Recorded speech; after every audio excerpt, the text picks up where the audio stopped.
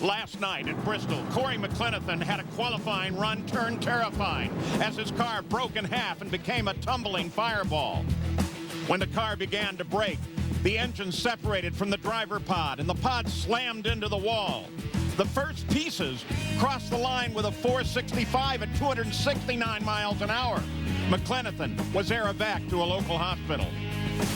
Rookie Hillary Will was up next in the same lane, watched the accident, and then ran number one. Followed immediately in the other lane on the far side by Melanie Troxel, who snatched number one away. As they unloaded the pieces of the broken car, the community waited. Then the report came in. McClenathan was awake and alert. Well, we welcome you to Bristol Dragway. I'm Paul Page with Mike Dunn, and it was one of those moments last night where everything just gets still.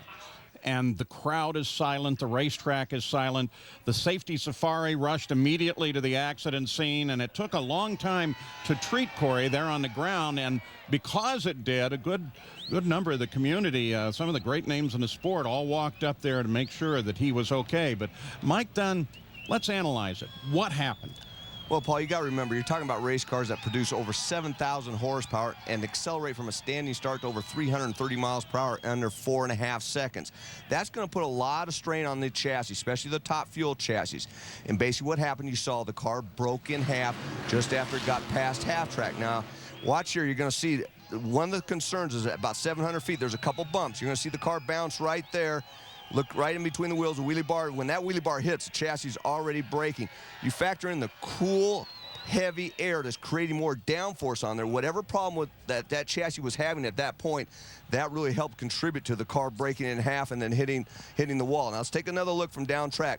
The first shot, yeah, there was a lot of fire. You saw the car go into the wall. I wasn't real concerned. But now this shot I was a little bit concerned with, because when the car brakes, and the back of the car basically comes around, or the front of the car actually goes around the back end trying to pass him. Right there you see the driver cockpit right there, and then it's going to go into the wall. That was a hard hit. That was a big concern for me. But then as the car rolled, I wasn't too concerned about the fire because it went out, relatively quick, and they're pretty well protected from fire. But then when it was sitting there still burning a little bit, that hard hit had me concerned. But then, as the safety safari was pulling out to put the fire out, you're going to look in the driver cockpit, which is right about there. You're going to finally see Corey start to crawl out of that race car, which was a good sign for everybody on board. Yeah, and we also had an onboard. It was looking over to the other lane, but here it is. Yeah, you're going to see the car break in half. He's going to lift out the throttle. The header flames are going to come down. You're going to see a lot of fluid from the front, and that's actually the fuel lines being separated from the engine. That's what caused a lot of the fire. Right there, you see all the fuel coming up, and then basically that's what, when it hit the wall, the spark ignited that fuel, and you saw the big fireball at the end. Yeah, some amazing views of Corey McClenathan's incident. Does it send up any red flags for you? Well, I mean, it always does. I mean, anytime you have a chassis failure like that, I mean, NHRA, Safety Safari, all the tech people, racers are going to go over there and look at that thing really close and try to determine what caused that and hopefully fix that for the future. Well, now Dave Reef picks up that story.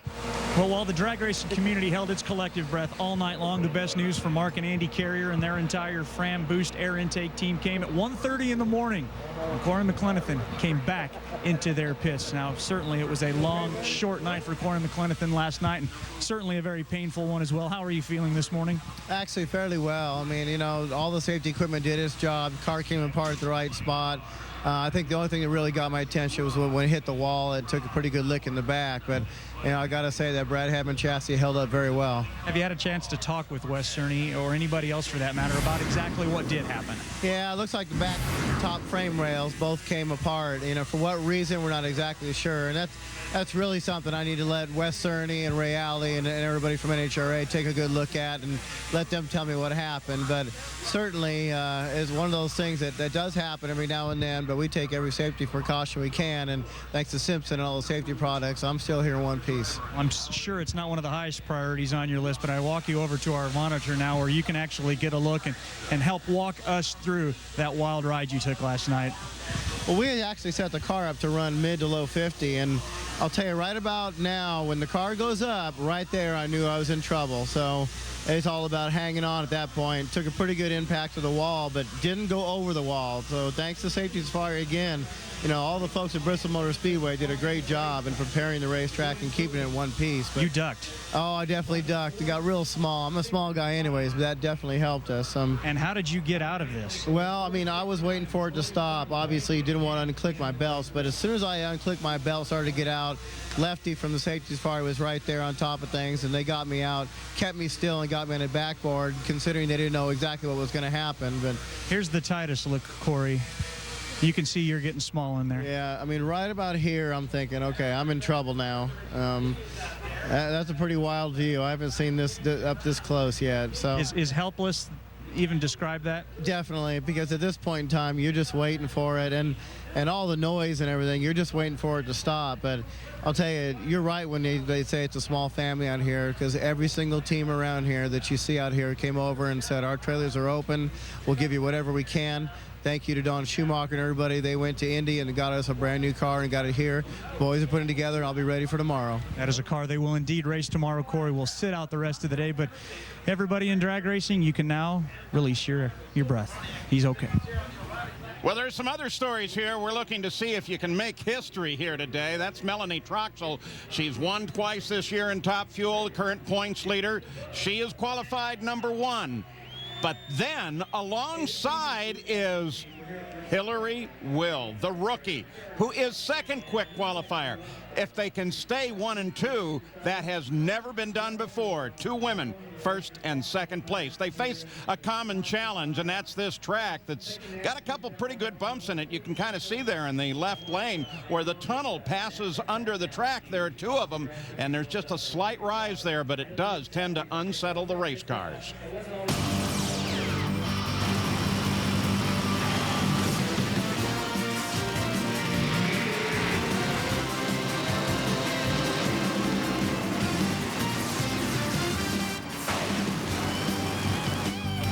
So we welcome you to Bristol Dragway. Once again, it's going to be a terrific day. The Powerade NHRA Drag Racing Series, and they are ready to fire up and keep running here in the O'Reilly Thunder Valley Nationals. Beautiful view down the track at this magnificent circuit. Crowd here is ready to go. So how about women first and second? Let's go to Gary Gerald. With the amazing drama that surrounded that horrifying crash with Corey McLenithan, 2 pair back, waiting to make the final pass of the night, Melanie Troxel, #1 in points, a 2-time winner this year. I know you didn't see what happened to Corey, but with that long, interminable wait, what is the emotion? What are you trying to do and accomplish at that point? Well, you know, you hate to see something like that happen. I mean, Corey's not only a competitor, but he really is a friend to everybody out here. So your first concern is for his safety and making sure that he's okay. But, you know, after that, you know, you've got a job to do. You've got to get back in that car and you know, go out and try and take your shot at that #1 qualifying spot. So you really have to be good at focusing and filtering out distractions, which is a big part of what we're doing in this car anyway. That just becomes one really big distraction that you can't have in your mind. I mean, not only can you not do your best job, certainly you don't want to be thinking negative thoughts like that, you know, when you're going down the track. So, you know, we had a long time off, but it almost gave us a little more time after everything settled down a little bit to start up other conversations and chit-chat a little bit, and it kind of helped, you know, take it off your mind a little bit before you got back in the car. And Melanie and her team delivered with a 4:53 that makes her #1 in qualifying to this point. We mentioned a 2-time winner, #1 in points. You've been to every final this season, but one thing in your career has eluded you thus far, and that's being a #1 qualifier when all the sessions are complete. How do you assess your chances today? Well, you know, we've come a long way in the last couple of races with our qualifying program, and you know, a 53 is certainly not out there so far that somebody couldn't step up and get that today, but I think it's a good sign about the progress we're making, and we're just hoping to hold on to that for 2 more passes. So thus far in qualifying, we've had the high drama with McLenithan, and now on the threshold of some possible history as this woman, along with Hillary Will, currently 1 and 2, as we go now to the final qualifying sessions at Bristol. Yeah, this could be a historic day, and this telecast is available on ESPN2 HD. Well, the temperatures are comfortable here. The crowd loves that. A light overcast. That should help the track. We're ready to start the third session of qualifying. Here's how we got here. Yesterday in session 1, Dave Grubnick, the Gainesville winner, and Melanie Troxel, the point leader. Grubnick with a 4:58, 323 miles an hour, goes number 1. Troxel slots into number 4. And then in the second session, the Phoenix winner, Rod Fuller, and Hillary Will. Fuller went away, and Hillary went to first as of that moment. And she did it with a 4:56 elapsed time right at the finish line at 3:21. A little backfire out of the supercharger. And then Melanie Troxel and Grubby came out again. This time it was Troxel all the way. A 4:53, 324 top qualifier, but Hillary Will's 4:56 put her as second in the qualifying. So here is how they sit right now. Will and Troxel at the top of the order. Take it back to the Cajun Nationals in 1982, the closest we've ever come to women in the top 2 positions. Shirley Muldowney was number 1, Lucille Lee number 3. That was when Hillary Will was 2 years old and Melanie was just 10. And look down there, Morgan Lucas in the 17th position, not yet qualified. So consider this as we take a look at Morgan Lucas on the near side and Doug Foley over on the far side. Lucas has never failed to qualify for a race. He's competing in his 37th national event. Doug Foley, he runs the IHRA Tour, also owns a drag racing school.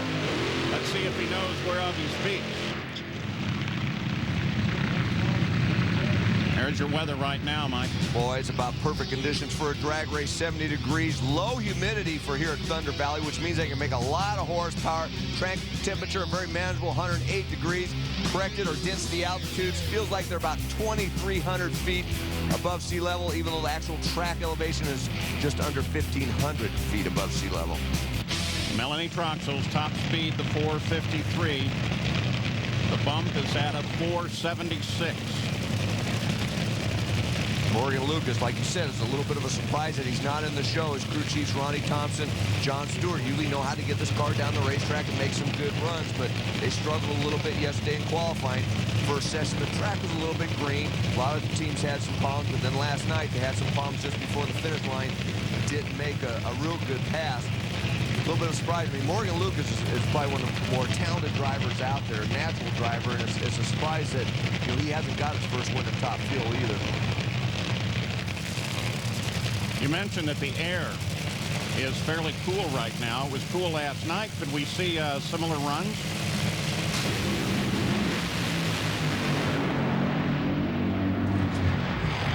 Well, Foley goes away and Morgan Lucas to a 4:79.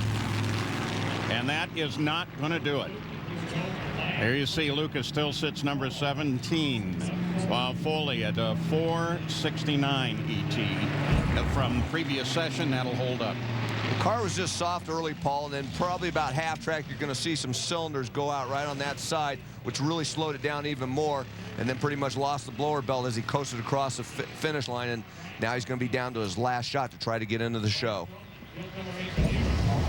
And Hillary Will, boy, she could make history here, the rookie, who says she is happiest. I had a long conversation with her yesterday.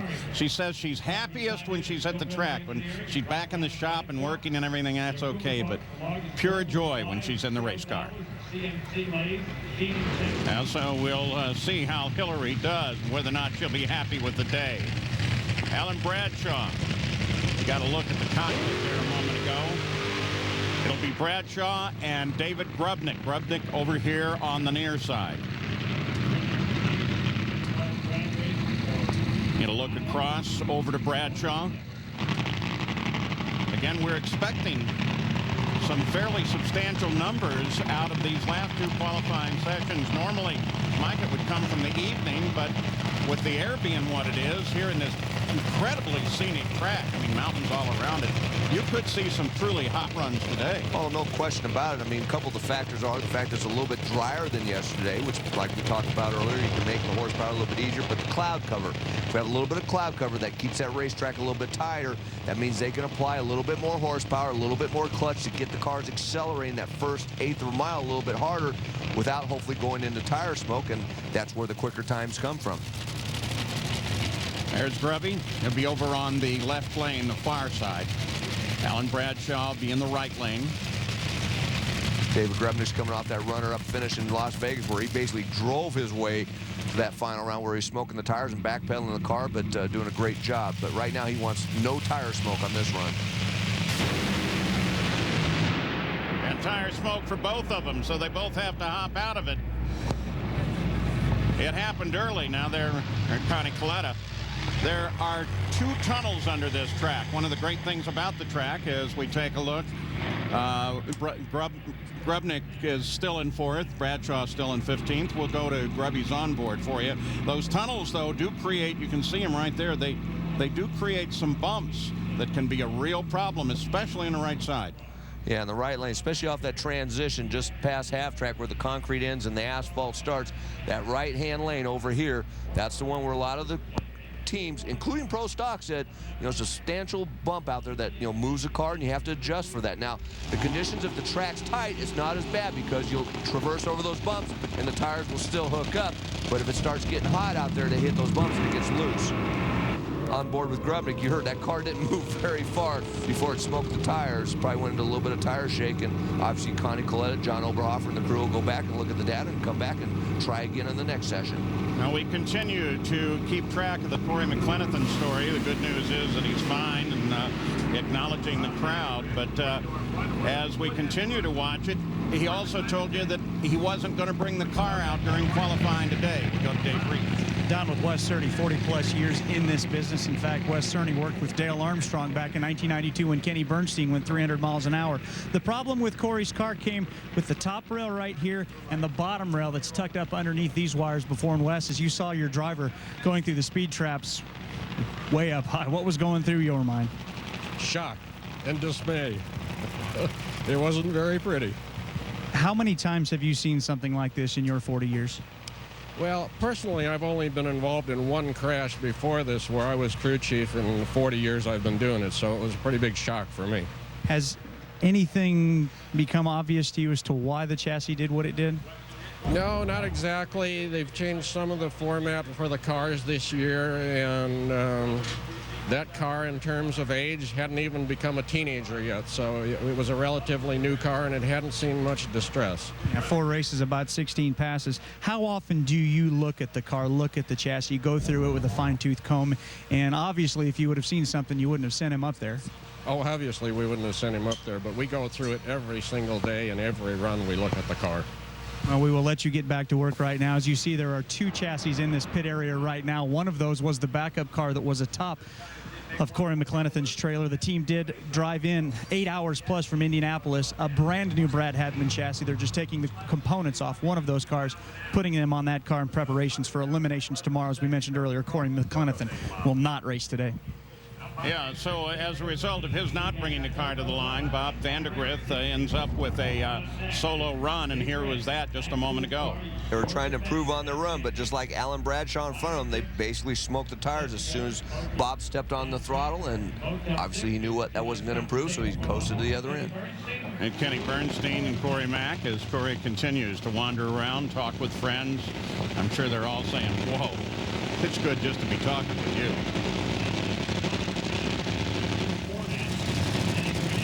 Kenny's had his share of ugliness on the racetrack as well. Larry Dixon will now take on Doug Coletta, go side by side in qualifying. There's Dixon, the Miller Lite car.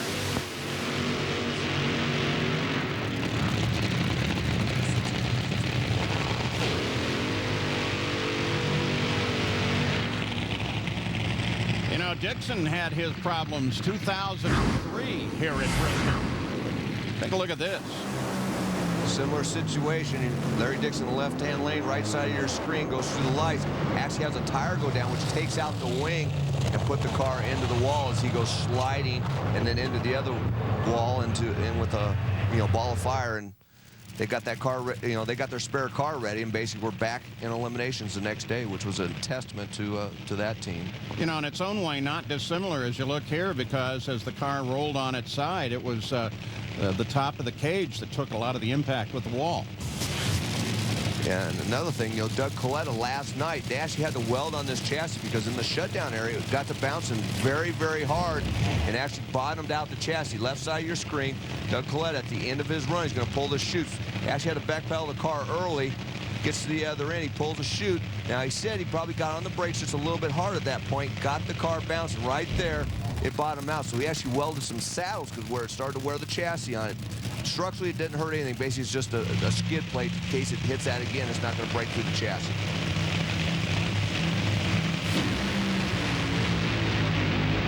Dixon to smoke, so with Kalitta. So there, too, no change. Don Prudhomme takes a look, as so does Kalitta. Well, last night when Corey got in trouble, it was Bob Vandergrift that was in the other lane. When we come back, we'll have a chance to talk with him and see what he saw, if anything. To me, no, take the frozen goods. King, who reminds you, have it your way. And we welcome you back to the beautiful Thunder Valley Bristol Dragway for the O'Reilly Thunder Valley NHRA Nationals. And Bob Vandergrift was in the other lane when Corey got in trouble last night, and now he's with Gary Gerould. Bob, we've seen this video so many times already of what happened last night, and the focus, of course, on Corey Mack. But you're alongside. Tell us what you saw and what was going through your mind as this all unfolded. Well, it was interesting because our car had shook early in the run, and I had to whack the throttle to get it to recover, so I was actually able to see Corey pull ahead of me a little bit. But then we stayed right together all the way down the racetrack. And right before the finish line, out of the corner of my eye, I saw his car bow up, and then I saw it look like him go 50 feet in the air and then turn and head right for me, and I thought, oh, no, this isn't going to be good. So I kept my foot buried in the throttle, trying to give him as much room as I possibly could, and actually had my foot in the throttle for over 5.1 seconds trying to get past him, and it blew the blower off it and everything. But watching the video, if I wouldn't have done that, he probably would have collected us in it too, because he just went behind us. So we sacrificed a blower. I'm glad he's okay. That was a terrible thing to see out of the corner of your eye. First of all, at 300 miles an hour to look up and see that, it's pretty frightening, actually. And Corey and I go way back from Little League, so you hate to see that to anybody, but especially somebody you've known for a long time. But it was a scary ride, and then it's all behind me, and I don't know what's going on, and I'm stopping out on the track, and a lot's going through your mind. You're just hoping that he's okay, but it was pretty frightening from inside my position. Well, I'll tell you what, it was amazing, and we're happy that obviously you're all right. Thanks for your account of that. No problem. Thank you. Paul? Yeah, you have to wonder how long it seemed between him first seeing that and wondering if he was going to get hit as well. Yeah, just give him credit for the presence of mind to keep in the throttle and driving that thing past the finish line. That's kind of hard to do sometimes when that thing's run over 320 miles per hour and you know you got to get the thing stopped. Here comes Brandon Bernstein and Tony Schumacher. Schumacher, of course, the defending series champion. Brandon Bernstein with one win this year. They struggled early on. 476 is the bump. 453, top qualifier. Currently Melanie Troxel. And again, smoke. We expected more out of this, Mike. Yeah, I'm a little bit surprised. I don't know, the NHRA tracks to prep, and they'll prep it, as they see fit. Maybe they didn't put as much glue as they normally do, but as a result, whatever's happening, there just does not seem to be much bite in the first 60 to 100 feet of the racetrack. So they go on last night's run. Coming into this weekend, here are the points. Look down there, 9th place.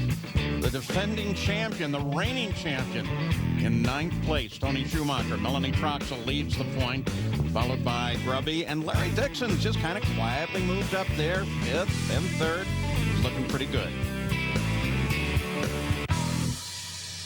Thunder Valley, they call it. Part of the reason, the beautiful mountains that surround this track here in northern Tennessee, just outside of Bristol. And here is Hillary Will. She will go side by side with Melanie Troxel. They are currently 1 and 2. First time in history we've ever seen that.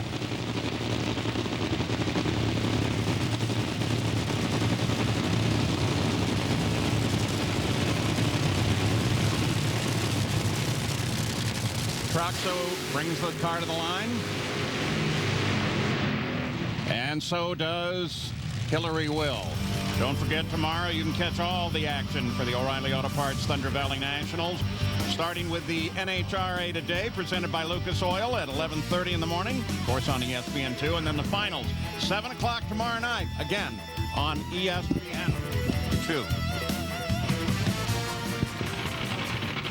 There's Hillary Will, who again has got to be thinking about number 1. Has to seriously trying to consider it, Dave Reed. Paul, I know you said you talked to Hillary yesterday. While you were doing that, I was talking to her crew chief, Jim Oberhofer, and he gave me a couple of other reasons of why this team has been so successful this early into her young Top Fuel career. One of them he talked about is her poise. She has got tremendous poise, really pays attention with everything that goes on with the car and as a machine, can repeat everything that she does. He says that makes it easy for him to tune a race car. And additionally, they've done a lot of testing this year, and that's something the Coletta cars don't normally do. But he says, in addition to learning the new parts, he's also sending her down the racetrack. This will be her 65th pass in a car, Mike Dunn. You got to start getting comfortable once you get that many runs. Never hurts to have more seat time.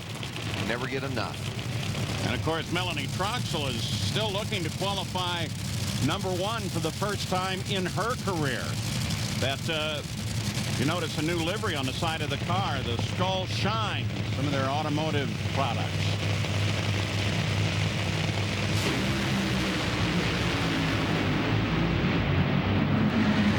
Until we saw smoke on Melanie's side. Hillary with a ET 468 at 324 miles an hour. Melanie Troxel will remain number 1, and Hillary will remain in second place through 3 qualifying sessions.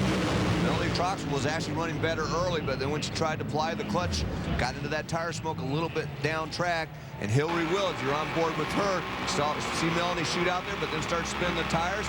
Hillary Will had a nice soft combination on it and got right down the racetrack. Yeah, and look at it bounce, though, when the chute pops out. A little rough down there at the far end.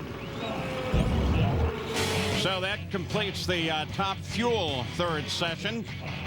And we'll show you the leaderboard with Troxel and Hillary Will, still 1 and 2. We're on our way to making history. There's the top 8 for you. And the bottom half of the Top Fuel qualifying as they stand right now. Morgan Lucas is still not qualified. Without question, we'll be keeping an eye on him. So coming up, it's going to be funny car. With guys like Tony P. and, of course, Gary Scelzi. How about Del Worsham? He hasn't qualified yet. This could be interesting.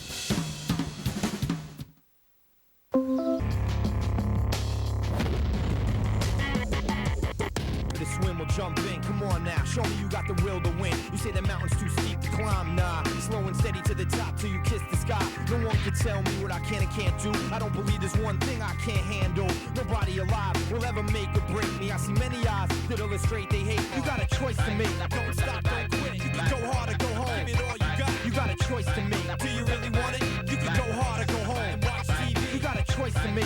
So what's it gonna be? You can go hard or go home. Go hard or go home. Well, you saw Corey Mack. The crowd acknowledges your presence here, but you should have heard the cheer when Corey Mack first walked out onto the track earlier today. We're at the Bristol Dragway, and it has the very real possibility of a history-making weekend. One of those who will do it is Hillary Will, and she's with Gary Gerould. Well, Hillary, you're able to get down the racetrack, and that's a lot more than some of your other competitors have been able to do in this session. But I want to take you back to last night, because I know you were waiting to make your second pass when the incident involving Corey Mack happened. Did you see that at all? I didn't see it. His crew was standing in front of me, and I saw smoke or sparks in the air, and I obviously saw the reaction of the crew, and I knew something was going on.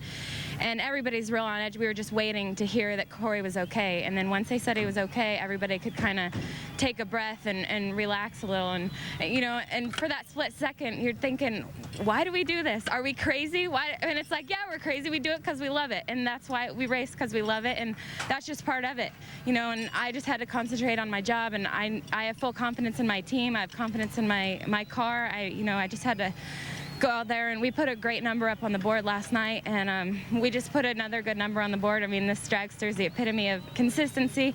It's because we have good people behind us. We've got Ken Black, Summit Racing, Mac Tools, Finley Automotive, Technico, and we just thank them all. And we love your love of the sport. Yeah, thank you. Thank you. Boy, that's no kidding. You love it when they show it. Boy, that is terrific. So on the line, Del Worsham, can he make it into this field? And Bob Gilbertson. And here's how we got here with yesterday's qualifying. In the first qualifying session, it was Del Worsham and Eric Medlin. Keep an eye on Medlin. With a 487 ET at 304 miles an hour, he became the top qualifier. And then in the second session of qualifying last night, Terry Haddock and Jack Wyatt. Watch right here. You're going to see this thing backfire as it starts to labor. Big explosion, blows that first panel out, and Terry's going to have to try again today. And then Jim Head and Mike Ashley came up. Keep an eye on Jim Head. Now, Jim Head's going to have an explosion also, but it is at the finish line after a great 480 laps time that puts him into the number 5 spot. Had a pretty good fire going there, but he gets it stopped, gets the fire out, and he's okay. And then how about this for two guys on the line? The points leader, Ron Capp, and the reigning champion, Gary Scelzi. Well, Scelzi took it to a 477 325 to be third quick. And then last year's top qualifier, Eric Medlin, who was already number 1 in the far lane, slammed it again against Whit Bazemore with a track ET record 476.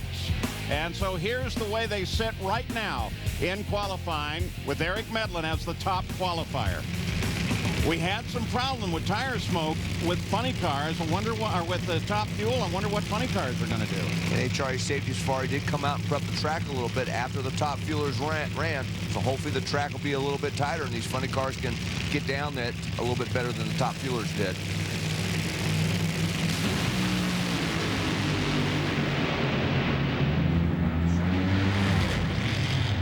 Well, chute comes out early for Bob Gilbertson, and Worsham goes with a 5:17, and neither one of those runs are good enough for either one of them to put them in the field. So Worsham, who's one of 5 different drivers who have won here in the 5 Bristol races, he's still got to really run one to get into this field.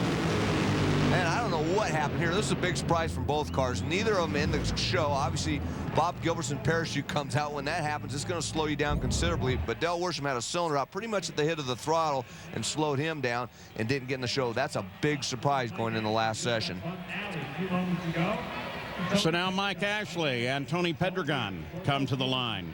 Ashley, after a DNQ at the Winter Nationals, has qualified for every event, but has yet to win a round this season. And Tony, coming off his DNQ at Las Vegas, his first in 114 races.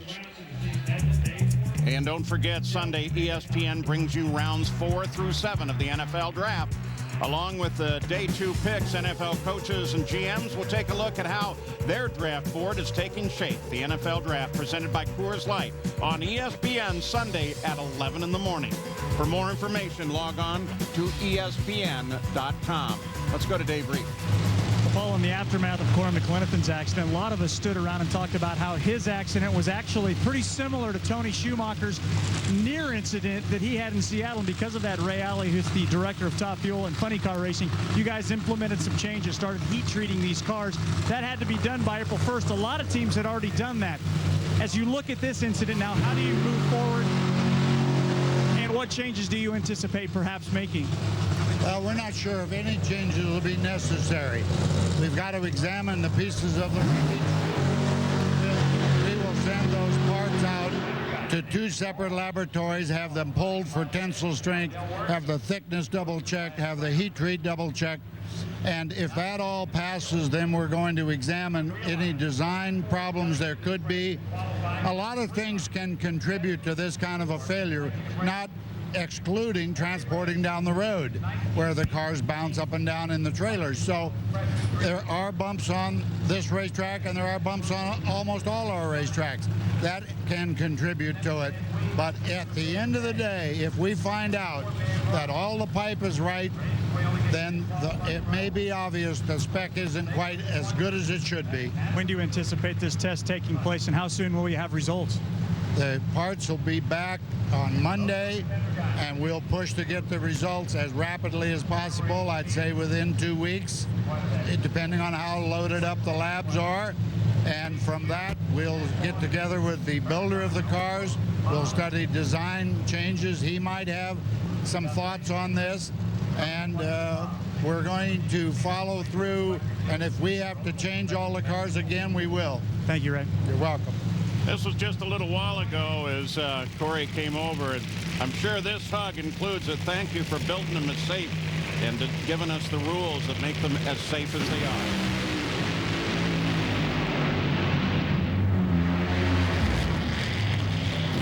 Well, Ashley, with a 5:01, not nearly good enough to make in this field, and Pedregon on the merits of his qualifying last night is still sitting in 15th. All but one of the qualifiers had their fast ETs last night in the second round. And Morgan, he's still on the outside looking in. Can he make it into this field? One of the many questions to be answered before this day is done. Contender champion Sergio. Tennessee border. Beautiful day, nice temperatures. Spring has definitely sprung in this area of the country. And while we were away, here's a couple of things that occurred. Yeah, even though it's beautiful out right now, we're seeing some trouble with these cars getting down the racetrack. Cruz Pedregon was on a very good run until he made that transition at 700 feet, started spinning the tires, put some cylinders out. Now we're going to go on board. I want two things to watch here.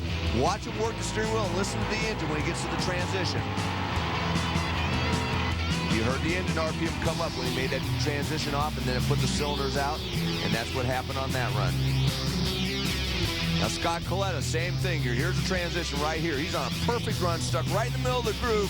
Then right at this point, it starts spinning the tires, the cylinder goes out and drives it over towards the center line. He lifts, but not in time before he knocks out a couple blocks right into Phil Burkhardt on the other lane, who bops it back over to him, says, take that.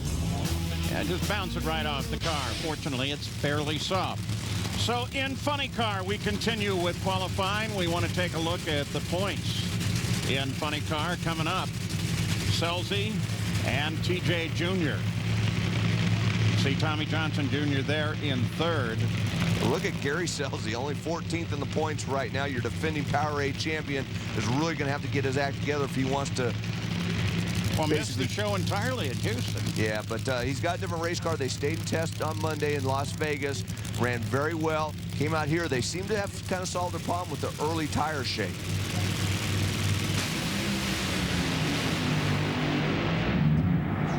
And they both have their problems. Neither one will improve. Scelzi will stay third, and Tommy Johnson Jr. will stay fourth. We've got another fairly major story for you. If it hadn't been for Corey Mack's crash and the ladies going first and second in Top Fuel, then this from Pro Stock might have been the big story, Dave Reef. Indeed, big news out of Don Schumacher's two-car Mopar stables. Bob Glidden, the legend, is gone, replaced by a guy who's got some pretty good credentials himself. It's Texas's David Nickens, a former comp world champion, as well as a renowned engine builder. You come into this program, how did the opportunity come about? Well, Don called me and said he was going to make some changes in the program and wanted to know if we was interested, and certainly we give it a lot of thought and decided we'd come down and give it a shot. There's a great opportunity here, and he's got some good equipment and a lot of real good guys, and I think there's an opportunity to really do well in Pro Stock. It's a quick turnaround for you to bring this operation here. Bob is certainly different kind of leader as opposed to you. What were some of the challenges to getting here? Well, when we walked into the shop, I mean, there was just a different atmosphere with a group of guys, and we sat everybody down and talked to them and told them how we were going to run the program. And Bob was really hands-on. He spent a lot of time in the shop.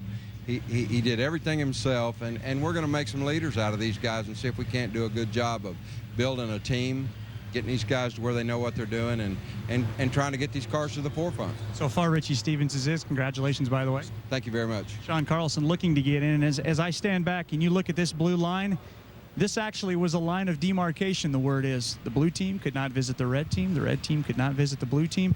Everybody now on the same page thanks to that guy. Yeah, Dave Reef, that is drag racing history there. As you mentioned, a former world champion and comp eliminator. He's going to add something. Let's go over to the Fram pit. Remember, Corey McLenithan, we're continuing to follow his story. This was pretty much what was left as they started to unload and bring everything back. Of course, word was sent out.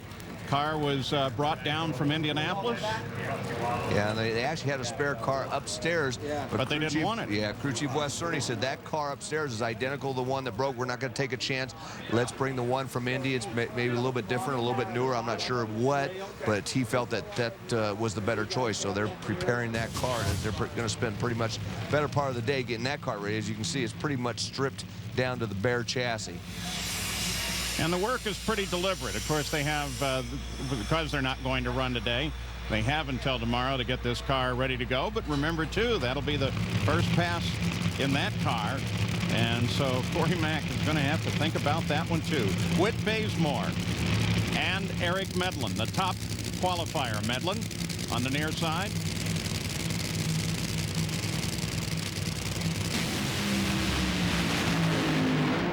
Well, they both go up in smoke. Boy, it's been kind of a lackluster qualifying session. All of them having trouble keeping power through the clutch onto the track, and almost everybody up in smoke. That will keep them, as a result, both Medlin and Whit Bazemore, of their qualifying last night in the same positions that they came into this day with, first and second. So here is the leaderboard. There you see Medlin, Bazemore, Scelzi is third. Tommy Johnson Jr. down at fourth place. That's the top half, and now down to the bottom half. Look at that name. John Force is in the bottom half of the field. Del Worsham still hasn't made it in. Neither has Bob Gilbertson. So final session funny car is going to be very interesting. Final session pro stock coming up. Jason Line, Greg Anderson. They are 1 and 2 right now. We'll see what they do in this final session. Everything all right, sir? Yeah, I just quit running.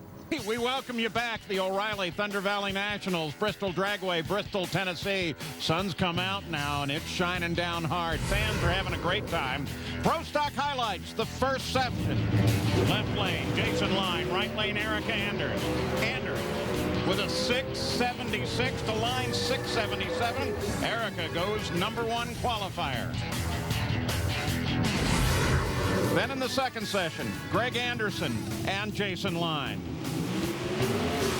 Keep an eye on Anderson over on the far side. Yep, this was good. A 673 ET, 204 miles an hour, the track ET record.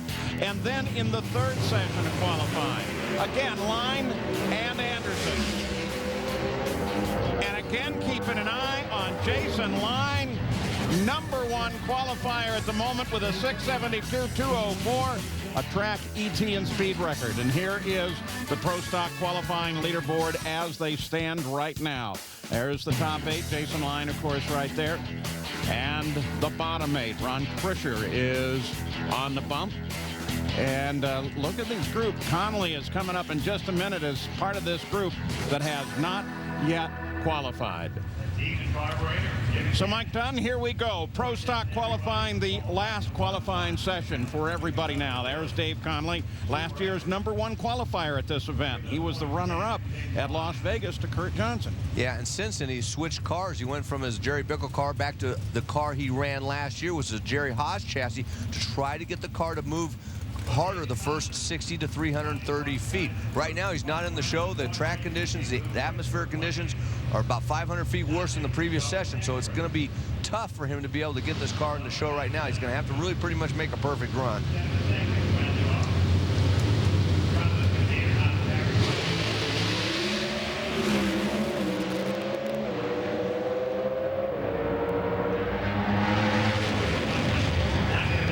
Both trying trying to make it in, but a 687 and a 679 is not good enough. Grumpy Jenkins kind of drops his head there and says, "Yep, not going to make it with that one." As I mentioned, Mike, sun's come out and is burning down on the track now. Yeah, we're about 7 degrees warmer than the previous session. Still very dry air, which is good. Track temperature up just a little bit, not bad, but right here, the density altitude, about 500 feet higher than the previous session. And for Pro Stock with a normally aspirated engine, that is very, very tough for them to be able to make horsepower, unlike the supercharged car where they can just spin the supercharger faster and just ram more air into the engine to make the power. You know what I find interesting is how many guys have said that the fact that there are a lot of trees, a lot of vegetation, spring green, that's making more oxygen into the area. It actually affects everything. Well, most crew chiefs believe, whether this is true or not, that even though that density altitude will read like 25 or 2,600 feet, they'll usually factor in that it's actually probably better by 200 or 300 feet because of the trees. Really? Yeah, and a lot of them actually are very successful. They'll sit there and say, okay, normally if we're at Indy and it's 2,500 feet, we'd run the car this way, but 25 here, 500 feet here in Bristol with all the trees around, we're going to put a little bit more fuel in it because it's probably going to come up lean.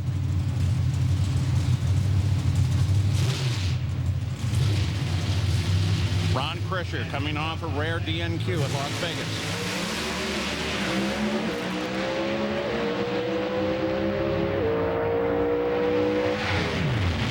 He runs side by side with Ronnie Humphrey.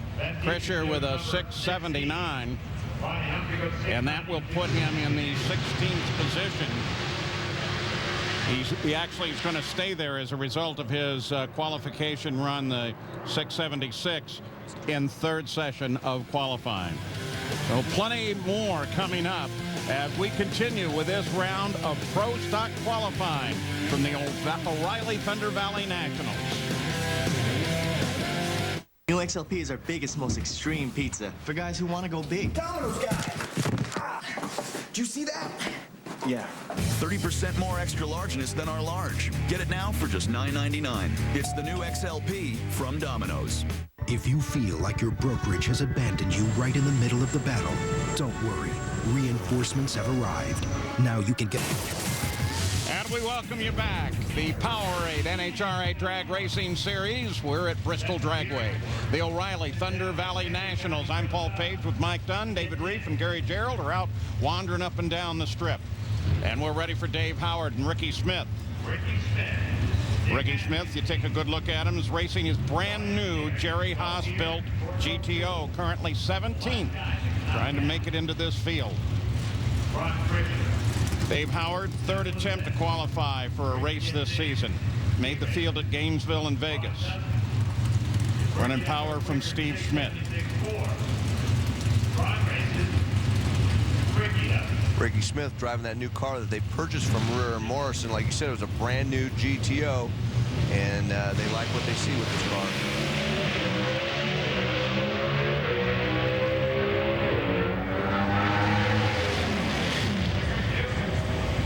Howard was in anyway. Ricky Smith needed something better than a 676. Look at that, by 1,000. The field in Pro Stock is now set. Missed. Wow, that's gotta hurt.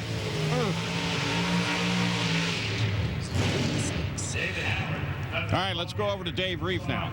Well, Paul, you got to wonder where Pro Stock would be today without the dynamic duo of Buddy Martins and Ronnie Sox. 1 week ago today, Ronnie Sox, the guy who's number 15 in NHRA's top 50 of all time, passed away. Grumpy Jenkins, you spent a lot of time with a man simply known as the boss.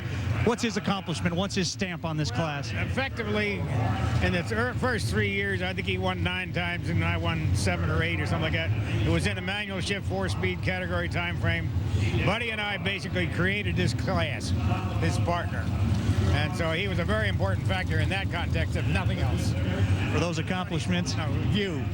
And so I would consider, especially the promotional work that they did in that time frame, couldn't have been beat. For his accomplishments and yours, we say thank you and rest in peace, Ronnie Sox. Yeah, first Pro Stock race ever. Grumpy beat Ronnie Sox. He'll certainly be missed. Now the Johnsons, Alan and Kurt. Alan Johnson's home track, over on the far side. Kurt coming off the win at Vegas. His odds there were 18-1 at the casino.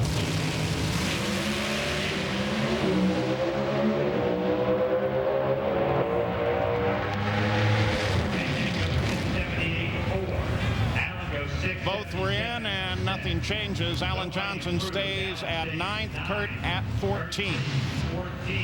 You know, Paul, what we're seeing right now with the atmospheric conditions being what they are, about 500 feet worse, we're seeing about, on average, the cars about 200 to 300 slower from their best runs in the other session. So now that the field is set, pretty much all these teams are just gauging the racetrack and the conditions because they know it's probably going to be pretty similar what they're going to see tomorrow. So they want to get a good baseline. Tomorrow, make sure you catch all the action of the O'Reilly Auto Parts Thunder Valley Nationals, starting with NHRA Today, presented by Lucas Oil. That's at 11:30 in the morning in the East, and then the finals at 7 o'clock in the evening. Both, of course, on ESPN2. We're at Bristol Dragway, Thunder Valley. Beautiful scenario, beautiful scenic area. The scenario talks to two women, first and second in Top Fuel, and Corey McClenathan trying to get back in a race car after a fiery crash. He's qualified, but he's got to get back in the car. Max Naylor and Mike Edwards. Edwards over on the right side. See some bald spots starting to get on the starting line. That's a concern for the teams because it'll actually kind of get a little bit more wheel speed than what they would like.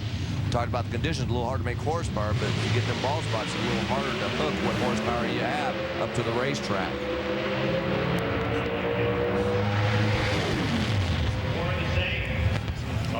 Mike Edwards, one of the 5 different winners in Pro Stock this year. We haven't had a repeat yet.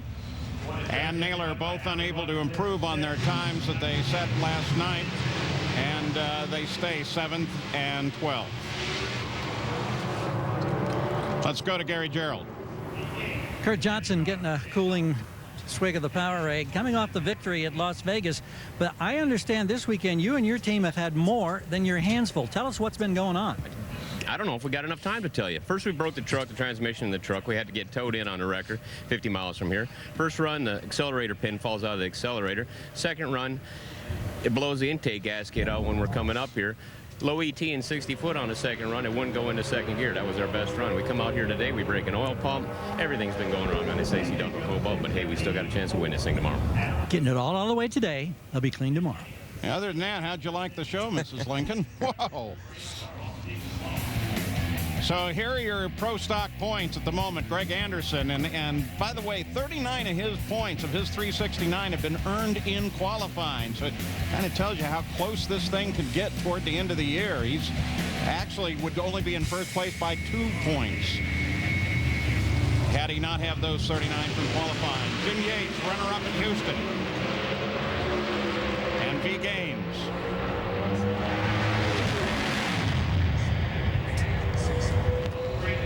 And again, neither one improved. Yates actually ran his quickest ET yesterday in the second session. Gaines did it this morning.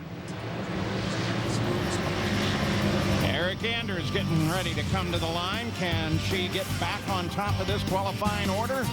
We'll find out in just a moment.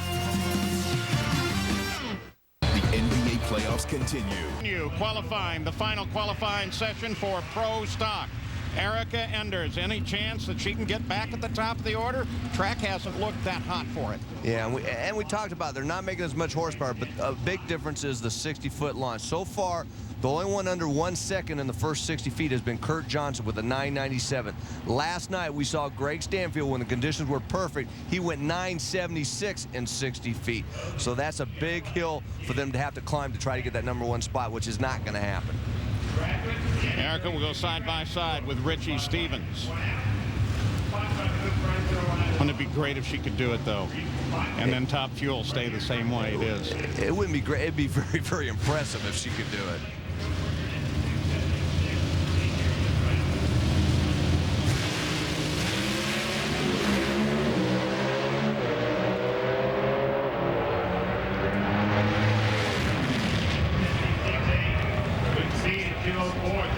stay the same as well. Erica from the session last night, Stevens from this morning's qualifying.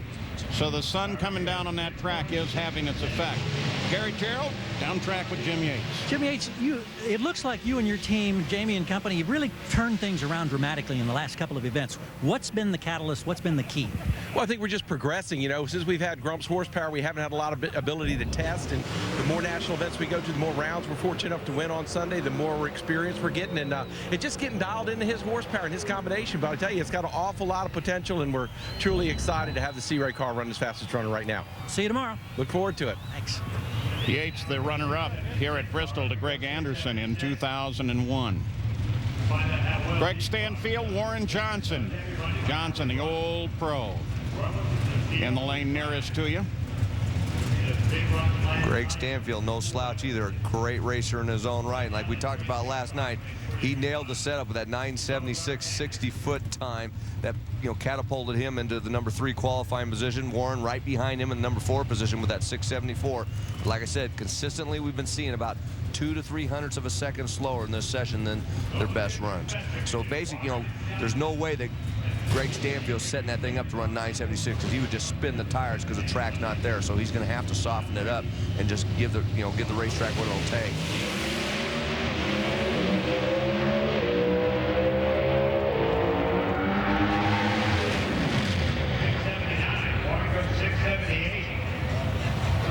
Well, and again, the heat on the track and just doesn't work out.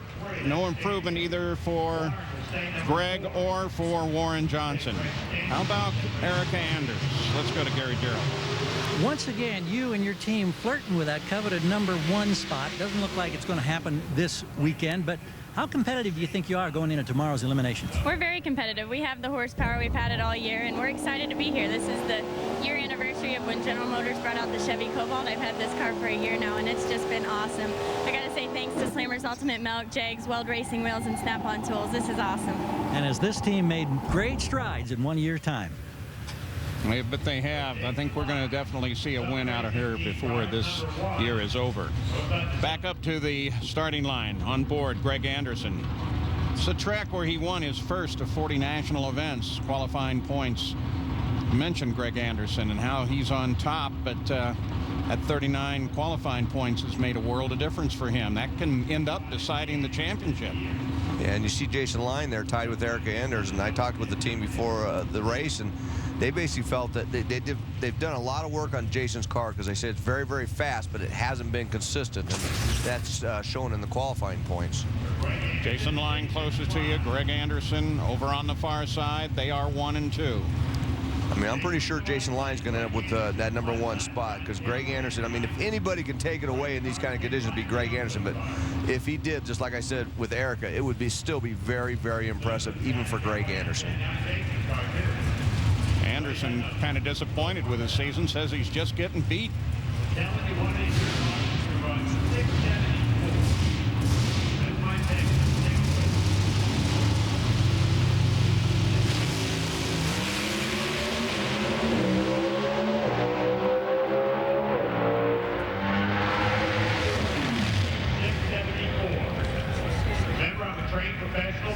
Well, pretty much what we expected, but it was the quickest run of the session.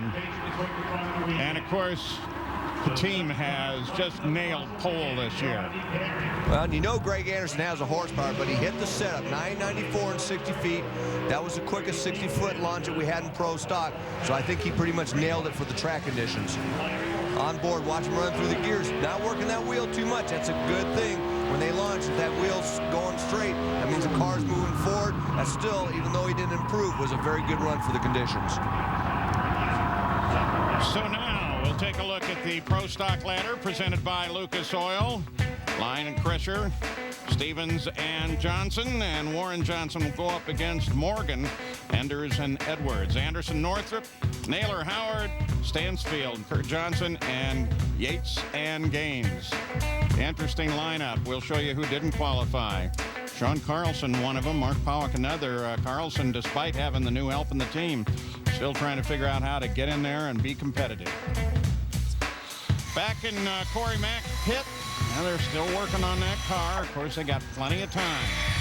Not going to run it in qualifying. Already in the field. They're in good shape. But there's still plenty of positions to be discussed in Top Fuel, and it's coming up. Guys like Brandon Bernstein, Tony Schumacher, and how about Morgan Lucas? He is not yet in this qualifying field. We'll be back. Today's Speed World presentation of the O'Reilly Thunder Valley NHRA National, brought to you by Castrol GTX. Don't let sludge hold your car back. Get Castrol GTX. And new Gillette Fusion, the best shave ever in manual and battery power. And we welcome you back to the O'Reilly Thunder Valley Nationals, Bristol Dragway, Bristol, Tennessee, right up there on the border with Virginia and northern Tennessee. Jason Line, with a couple of track records, is the top qualifier pro stock, and with Gary Gerald. Now, Jason, if I'm keeping score correctly, this team's won every pole. Greg has 4. Now you've got your second, and you work on each other's cars. Tell us about that. That's what you call trust. Yeah, we just need to parlay that into a little bit better race day performance. We've kind of struggled there this year, but we're getting there. And, we got a great team, and we got a great sponsor, Summit, and Ken Black. Yeah, it's a good deal for us. We just, like I say, we just need to do a little better job on Sunday, but we're getting there. Congratulations. Thank you. So Top Fuel qualifying is coming up. Ladies 1 and 2. Will they be able to stay there? We look at the top 8. David Baca down there in 8th place, and the bottom half of the field. Based on what we've seen thus far today, you don't expect a great many changes there, but then again, you never know, and that really puts the onus on Morgan Lucas. Is he going to be able to make it in? Over in Corey Mack's pits, they still are working on the car, trying to get everything right and get it going. Moving very deliberately, ready for racing tomorrow.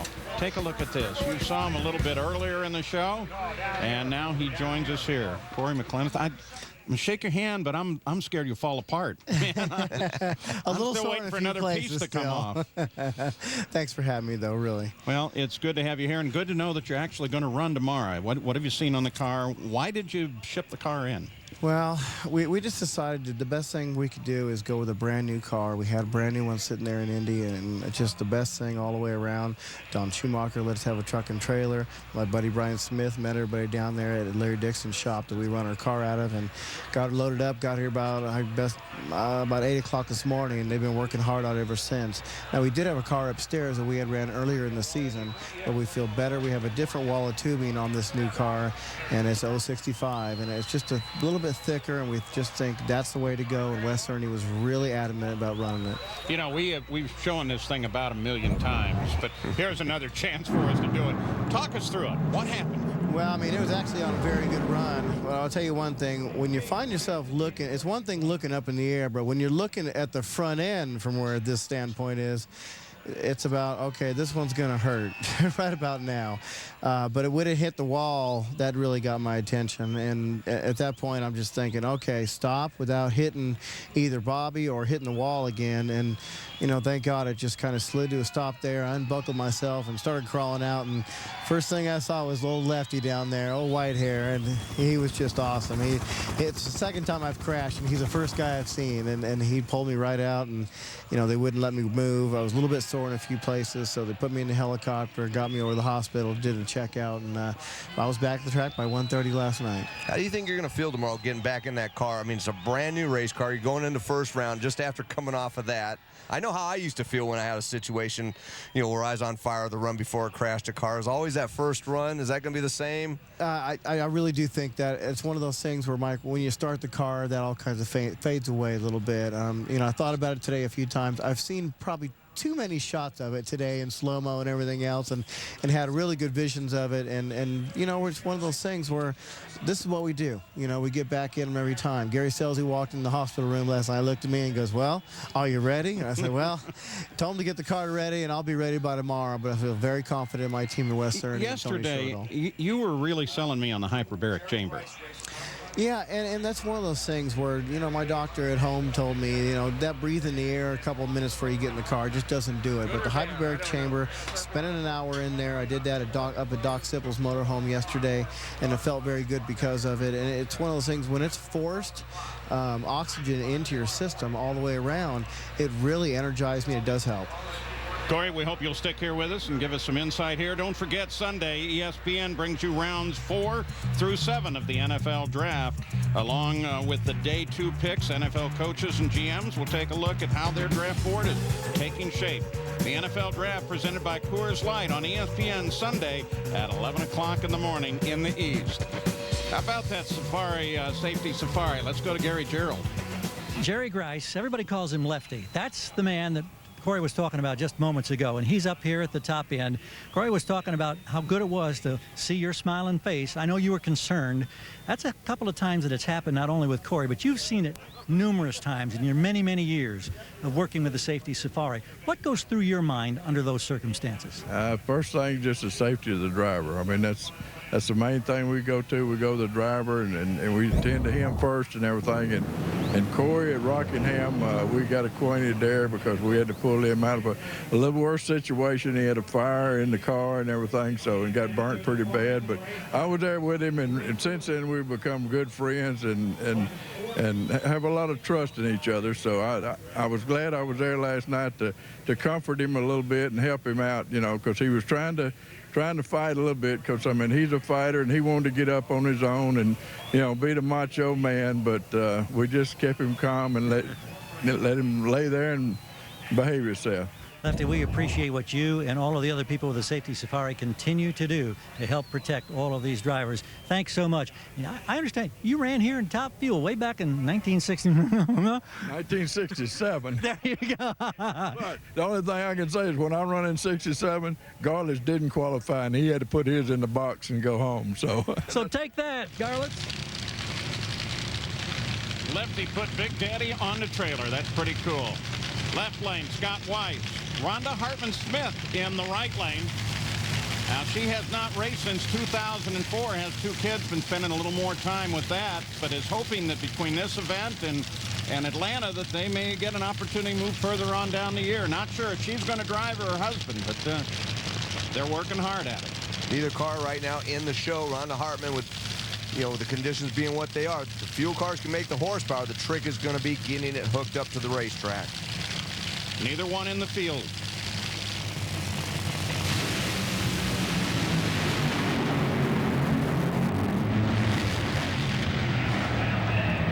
And both of them are now in. Weiss goes to 10th. And Rhonda goes to 14th. Well, that's an improvement what we've seen some of the other sessions. That was a nice job by both them cars.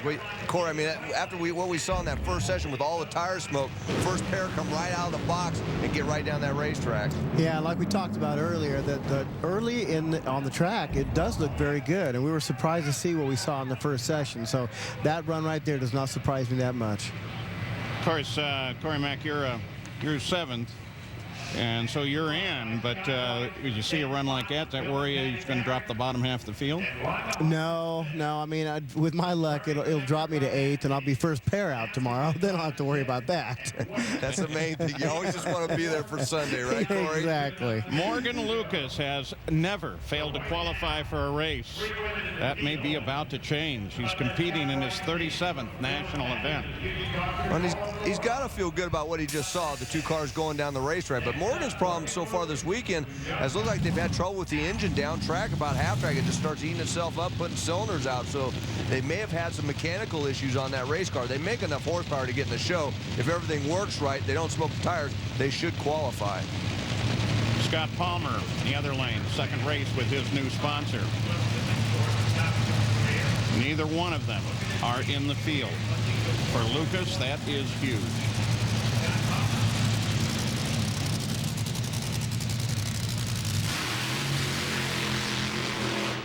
And the thing, too, about Lucas's position in the points, he didn't make it in. That could shake him up, too. Let's go to Gary Gerould. And with Rhonda Hartman-Smith. Rhonda, been a couple of years, and I know the learning curve, I mean, it's probably like riding a bicycle in some the circumstances, but tell us what it's like trying to get back. And right now, with that 69, you're in the show. I'm in the show for now, but God, it feels good to get a full run. I mean, we've been struggling just with the new rule changes and trying to get some laps. Obviously, everyone has one on us, but just no pressure. We're having a good time, and it just feels good to have Craftsman support and all our family and team. Nice to see that smile in place. Wish you well. Thank you. We're going to take a look at the winds and what they do here, Mike. They kind of swirl to some degree with the mountains.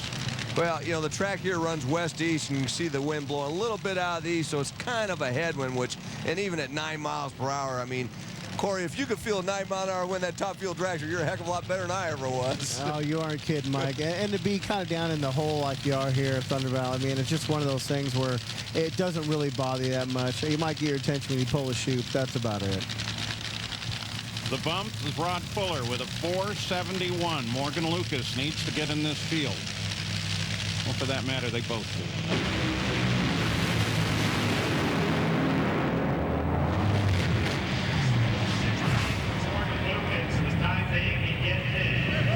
And Morgan Lucas does it. That's great. Gets in 12th. Wow, with the sun burning down and so much going on in the earlier sessions being so questionable, that is a nice run. And that bumps out Hot Rod Fuller, your winner in Phoenix, and that's kind of a big story right there. Track conditions look good. You see him, boy, that thing's pretty much eating itself up on the left side of that engine, but he still had enough to get to the finish line and just get into the show with that 468.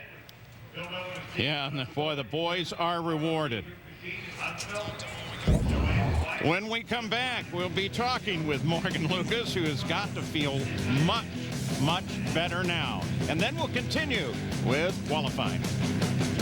Here we go.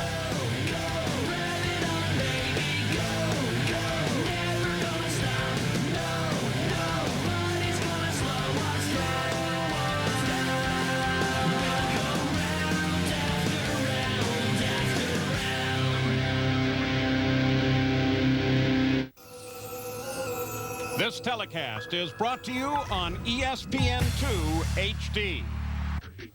Well, we continue with Top Fuel qualifying from the O'Reilly Thunder Valley Nationals, Bristol, Tennessee. Coming up, Hot Rod Fuller and Doug Herbert. Now remember, Fuller was bounced out when Morgan Lucas made it into the field, so he was in there. Now he's struggling to get back in. Herbert's in at 11th right now. So we're seeing a lot of bumping in this last session, and which is a good thing. In track conditions, we're seeing cars go down the racetrack. So Lee Beard, Hot Rod Fuller's crew chief, they've got to feel good about that. But boy, I guarantee you they're on pins and needles right now. Herbert here on the near side, Fuller on the far.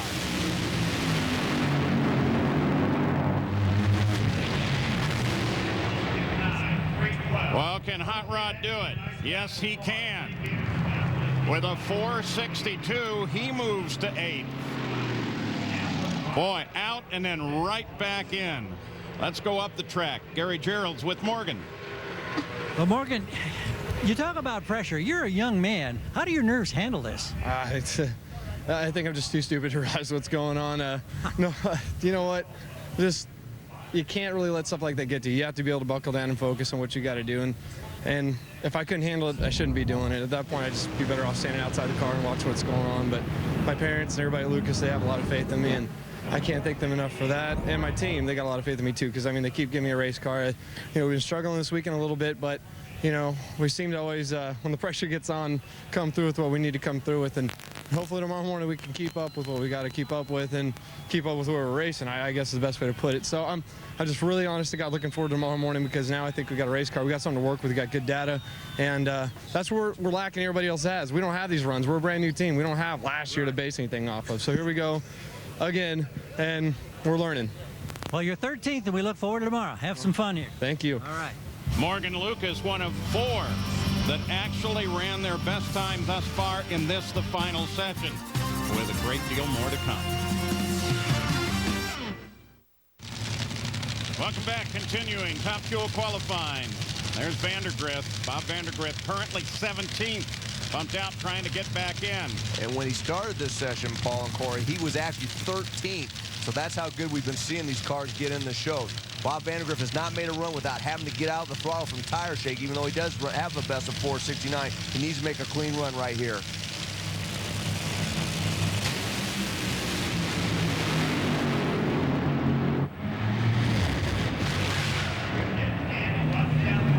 And Vandergriff gets back in. Vandergriff goes to 12 with a 465, and Kalitta jumps up with a 459, puts him in 6th spot. Boy, Corey, this is what it's all about, isn't it? The last session, everybody just keeps bumping in. Now you come up the line. I mean, you come in the session 13th on your last qualifying session. A lot of times you feel, I'm probably going to be in the show. Bob Vandergriff gets up the line, and then he's out. Take a look at this. I mean, this is really exciting because these guys are all running numbers, and they're very, very close together. And like you said, I think the field's set here. I don't think anybody has to worry about getting bumped out anymore. But that was a rough one there. And the best part about it, all this bumping going on, they haven't gone quicker than you. You're still 7th in the top half, so you're loving life, aren't you? I've been counting this as we go along, believe me. Let's go. Let's go. 59. All right, so Alan Johnson, we'll be talking with him in a little bit. We'd like to pick his brain on these chassis. More qualifying when we return. And we welcome you back to Bristol Dragway, Bristol, Tennessee. I'm Paul Page. Mike Dunn is here with me, and Corey McClenathan has joined us in the booth. While we were away, Larry Dixon and Clay Millican took one another on. Millican went away early. Larry Dixon powered it down the track. And for the second time this year, he finds himself in the bottom half of the field. So now it's Dave Brubnick with one win to his record this year, and David Baca.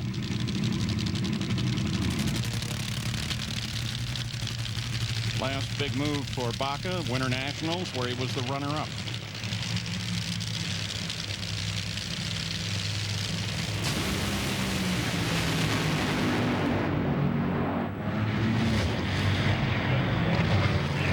Brubnick doesn't best his time set in his second round of qualifying.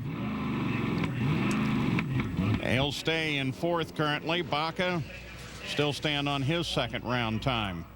Keeps him in 10th. David Brubnick had a decent run going early. 269 miles per hour in the 8th, 460 on the other end. Not a bad run, but I think they were probably looking for a little bit more, don't you, Corey? Yeah, definitely. I mean, you saw them all get together, you know, Jimmo and them all get together, and they're going to be looking back at the other car that's still out there and hasn't run yet. They're going to make some changes on that and try to better that.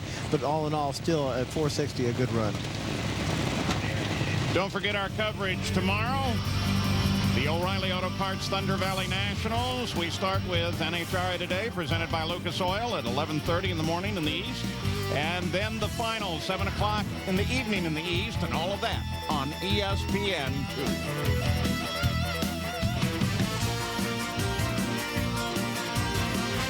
Consider all of the stories we have for tomorrow. Melanie trying to tie the record there with Tony, Top Fuel Finals.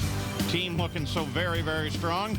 Still a possibility of women in Top Fuel starting 1 and 2. And Corey Mack, you're going to be back in the car. I'm looking forward to that, actually. Can't wait for it. What about that record? That's pretty stout, Mike. I like Corey. I mean, 6 finals in a row. I don't think I was ever more than 2 in a row. Go away, Corey. Go away. Funny, I've heard Mike say that before, and he hasn't been in this position. So, Tony Schumacher and Brandon Bernstein. Yeah, and Tony Schumacher, I mean, they've definitely been struggling, but nobody is counting this car out because everybody, and correct me if I'm wrong, Corey, they feel that anytime this car can just step up and start reel off, 3 or 4 wins in a row. It would not surprise me to see them go out and run, say, like a 58 right now, actually, and probably be the best of the session and be right there. Then again, you got the Budweiser car. Brandon Bernstein's been stepping up little by little. Ran good last night, and I wouldn't be surprised to see them run neck and neck. Yeah, Brandon's had a really good car the last couple races. They actually had a good car since the beginning of the season other than Gainesville. They just had some mechanical things that were getting them out early at the beginning of the season, and now they've seemed to turn it around and going some rounds and already got a win.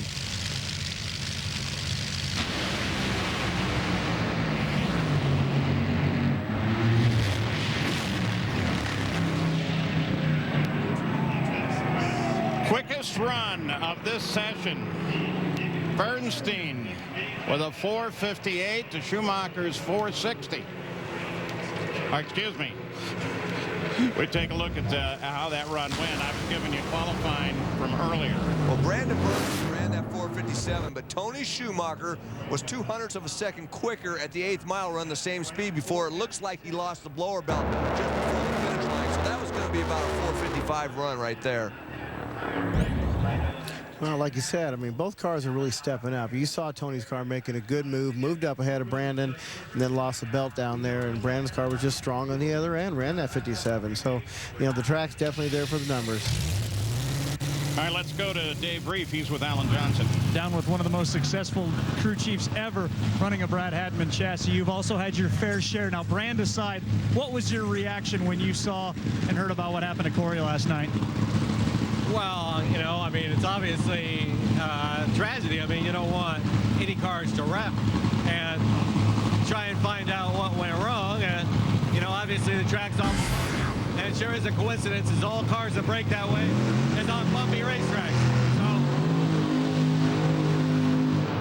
So. You obviously had a near issue just like that in Seattle.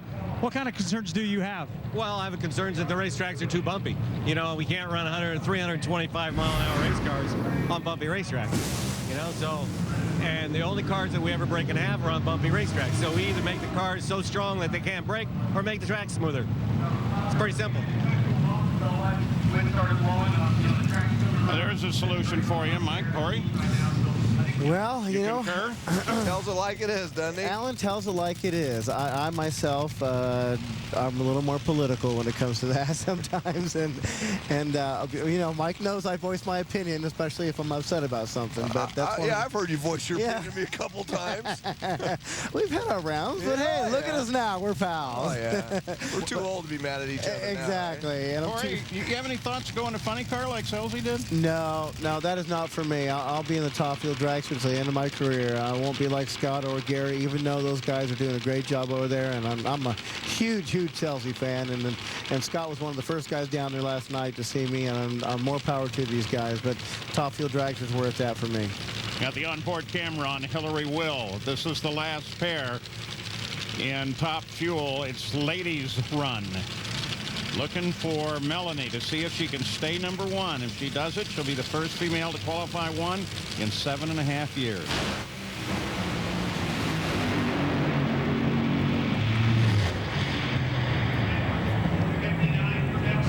Troxel's going to stay there, and they both will stay in their position, so it'll be ladies first and second.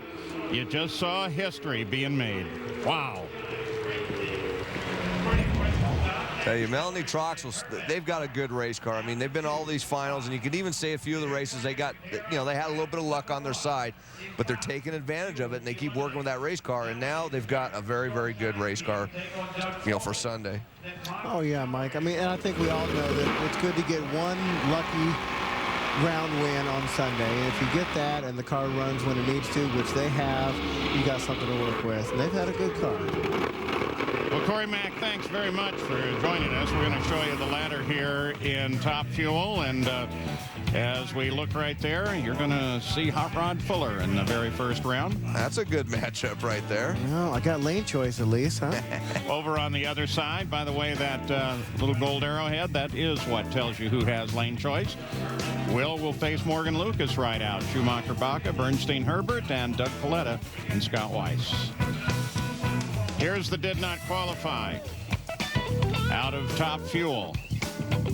Go home, think it over, and try it again. So, Corey, good luck tomorrow. Do good. It's good to see you in here. Good to see you walking about anywhere at this point. Thanks for having me, guys. I appreciate it.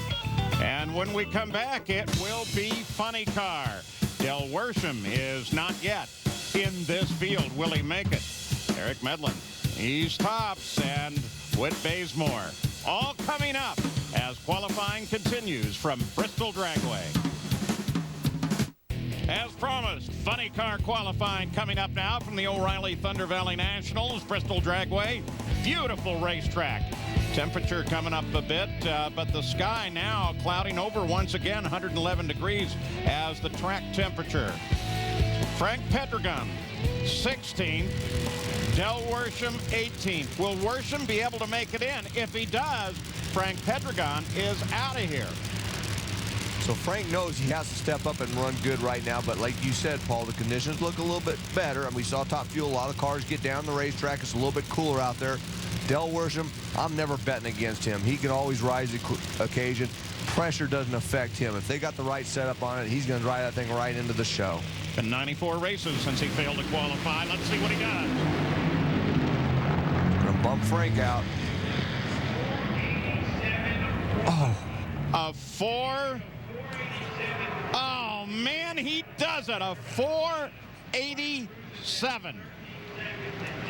And Frank Pedregon is gone. Worsham is in. A mere thousandth. By 1,000th of a second. 487.1. Frank in the previous session went 487.2. Man, that is way too close for Chuck Worsham. I guarantee you they were probably looking for a little bit more than that, because 1,000th of a second, that's just, whew, that's close. He still can get bounced out of this thing. You got Mike Ashley coming up that's not in the show. He could definitely do it. Yep, so Mike Ashley can do it. And we're talking teammates as well. Hey, how about that front row? Let's go to Gary Gerould. Well, it's always nice to stand alongside history, and here is history that has just been made. For the first time, women qualifying 1 and 2 in Top Fuel. Melanie number 1, Hillary Will in the second spot. Let's start with the rookie here. What's it feel like to be a part of a historic day in NHRA competition? It's very cool. I mean, I promote Girl Power. I've got Girl Power Racing on my car, and I was in the staging lanes, and this lady came up to me and she said, I love to go to the races now because all these girls are winning, and it's really cool that we can bring new people, new fans into the sport. The more we have, the better, and what's not to love about NHRA drag racing. And Melanie, for the first time, you are a number 1 qualifier, and I know that's a goal you've been chasing. How's that feel? Oh, it feels nice. You know, I mean, we've had a great season regardless of whether we had any number 1 spots, but it's nice to kind of add that to our resume. And this is the first weekend we're running our Skull Shine promotion on the car, so it's nice to bring this number 1 qualifier home to everybody at Torco Race Fuels. And it's a nice opportunity for these 2 women to share this particular moment. Congratulations. Back up at the starting line to focus on Mike Ashley. He is not yet qualified. Can he do it? If he does it, he pushes Del Worsham out of the field. That's his teammate and his boss, Del Worsham, that is, for Mike Ashley. But I can guarantee you right now, Mike Ashley doesn't want to bump out Del Worsham, but right now he doesn't care because he's got to get in the, he doesn't have any choice. He wants to get this thing in the show.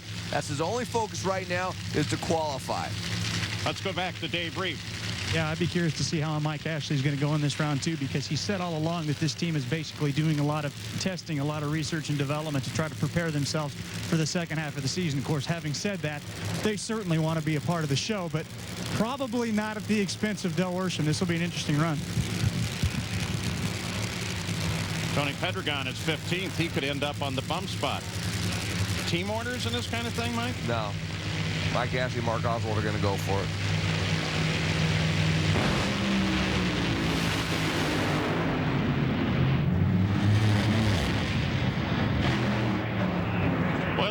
Pedregon up.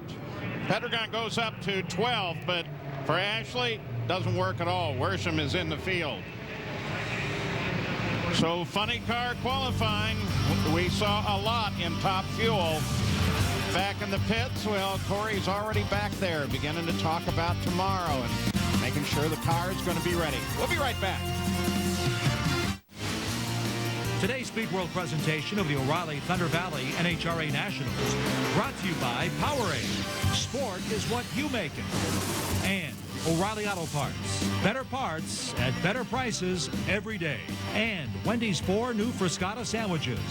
Do Wendy's. Do what tastes right. Coming up 1 and 2 in the point, Ron Capps and John Forrest. The smiling Capps over on the far side.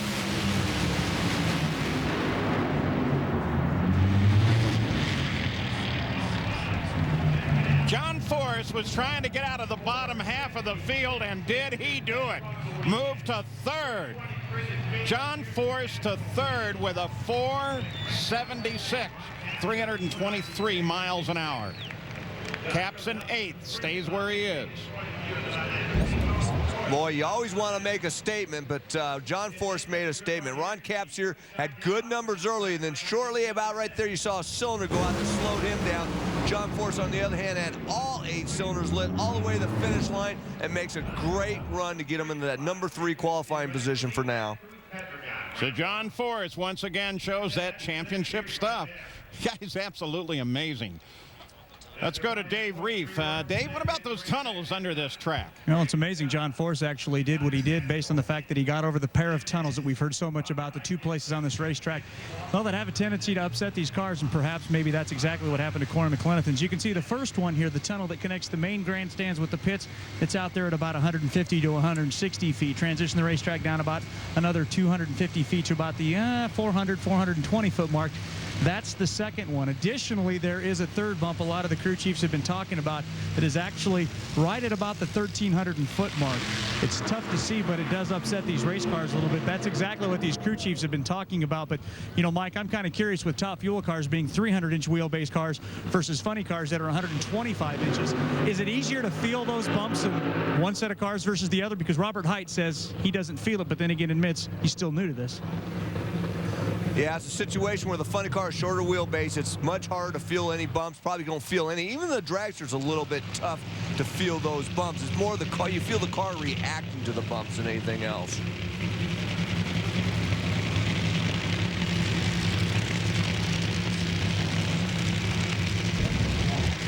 Here's a couple looks at those bumps for you. Here's Force. I mean, you can definitely see the car moving around there, but inside, when you're running that quick and that fast, really, there's so much vibration in the car, you're not picking up those bumps. But like I said, sometimes you can feel the car maybe make a little bit of a move. Like we saw John moved over towards, hit the bump, moved over towards the wall just a little bit, and that's what the driver usually reacts to. Well, it certainly unsettles the car. That's the big thing, especially when the sun's out. Like right now, it's cool. It's not having as much effect on it because the rubber's still tight. When you go over those bumps, it gets a little greasy. As soon as it hits that bump, it upsets those rear tires and they start spinning. And you know what? You may not see it on the racetrack so much, but I guarantee every one of these crew chiefs' computers show those bumps in a big, big way.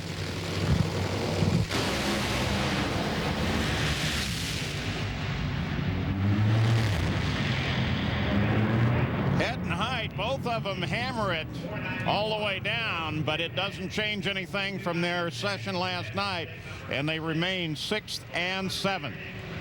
Big move today still remains John Force. Boy, what a run that was. Remember that Height's had all kinds of problems this year. Tires, just all kinds of issues going for him. He's had a very good race car as far as performance, but right here, that's the problems he's been looking at. They've had some ignition and fuel system problems where that thing's been backfiring. Pomona, the first race you saw there just in the lights, and they were able to get it repaired but still win the race. Tire smoke, backfire once again, so they've obviously had their share of problems. Friday night here. Height over there on the left. A little fire under the car. Gary Scelzi now and Tommy Johnson Jr. This and one more pair left to go in funny car qualifying. Right now, with the conditions the way they are, the track being, you know, relatively cool, I think both these teams, since the only good runs they made were last evening, would rather see probably the sun out right now so they could get a handle on that combination for tomorrow in case the sun is out. Because right now, if the sun comes out tomorrow, they're not really going to learn anything from this run. Don't forget NHRA Today, presented by Lucas Oil at 11:30 tomorrow morning. The finals at 7 o'clock tomorrow evening. Those both Eastern time. Scelzi, the defending champion here.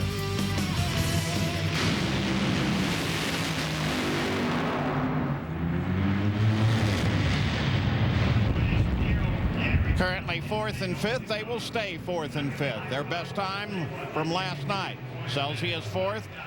TJ Jr. is 5th.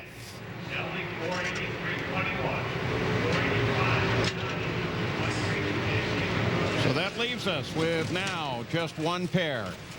Current top qualifier, Eric Medlin and Whit Bazemore. Well, I think it's good news, bad news for Gary Scelzi. The good news is they seem to really have that car fixed as far as the early part of the run. They made it through that point 3 out of 4 runs. The problem is with that horsepower down track, if the sun's out, they've been having trouble getting it hooked up. And that, like I said, that run didn't show them anything if the sun comes out tomorrow. best ETs of the session, John Force, with that just amazing number, all things considered. Top qualifier at 475, and they bumped down at 487. Herdouts now complete for Eric Medlin and Whit Bazemore. Last pair in all qualifying here. Last pair certainly in funny car. Medlin, top qualifier with a 475. Bazemore with a 476. We have seen by John Force substantial improvement. In fact, he ran a 476 a little bit earlier to move from the bottom half of the field to number 3. So something could change here. No question about it with the conditions we're seeing, and both these cars are making very good horsepower. They have to be number 1 and 2 right now. As you look at John Medlin, Eric's dad and crew chief, that car makes a lot of horsepower. When they get hooked up, it can usually run the big number. But I'll tell you, with Bazemore, that Don Schumacher race car, they look awfully good. They've made a change. They promoted Todd Okahara to the crew chief. Basically, Brian Karate is the co-crew chief. I mean, they work together, basically. I talked to them, and they said really nothing's changed a whole lot other than now Todd gets the call from Don Schumacher instead of Brian. So, but they're really doing a good job with that race car right now. Medlin and Bazemore.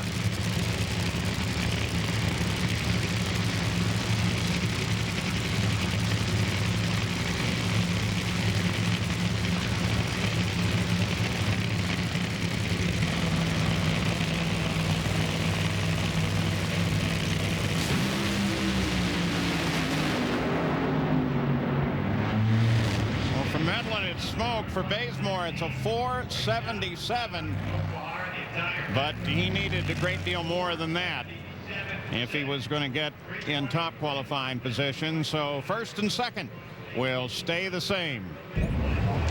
I'll tell you, with Bazemore, I mean, he just needed a little bit more early. The car ran very good through the middle. He's run over 263 miles per hour at the 8, 323 at the finish line. Good thing would have just ran a little bit better the first 63.30. He might have been able to get that number 1 shot. We'll look at the funny car ladder presented by Lucas Oil with Medlin and Werschen coming out at the first bracket there. Eric was, remember, the number 1 qualifier at Phoenix, but was upset by Scott Paletta in the first round. And on the other side of the ladder, we got some great matchups. But right here, I'm looking at that John Force Cruz Pedregon for the 66th time. Those guys are going to be going head-to-head. And of those who have become spectators, Frank Pedregon, Ashley, Gilbertson, Haddock, and Wyatt. And for Eric Medlin, Gary Gerald, it's his 7th career pole. Well, Eric Medlin, you're number 1. That's a big hurdle, of course, in the first couple of days and 4 qualifying sessions. But now you got to go to Sunday. How confident are you with your team? Well, you know, you always have great confidence, especially driving a Castrol Syntec Ford Mustang with John Force, and you got a great team behind you. So all we can do right now is take what we learned today. We didn't really run too good today, but even though you don't go down the track, you're still learning. You kind of learn where the limits are for your car. So hopefully we learned a little bit for tomorrow, enough to get this thing in the winner's circle tomorrow. That's the main objective. So we go to tomorrow, and it's win or go home. Yeah, that sets the stage. Corey McClenathan's pit. They're still working on getting that car done. Yeah, a lot of work here to do. Remember, they're going to be the first pair out tomorrow. Corey McClenathan is going to be against Hot Rod Fuller. You're not going to want to miss that matchup. Yeah, it's going to be a great day. Coming up next, the 2006 Madden Bowl at Detroit, Michigan. And then tomorrow, catch all the action beginning with NHRA Today at 11:30 in the morning. And then the finals at 7 o'clock in the evening, all Eastern time. This has been a presentation of ESPN, the worldwide leader in sports.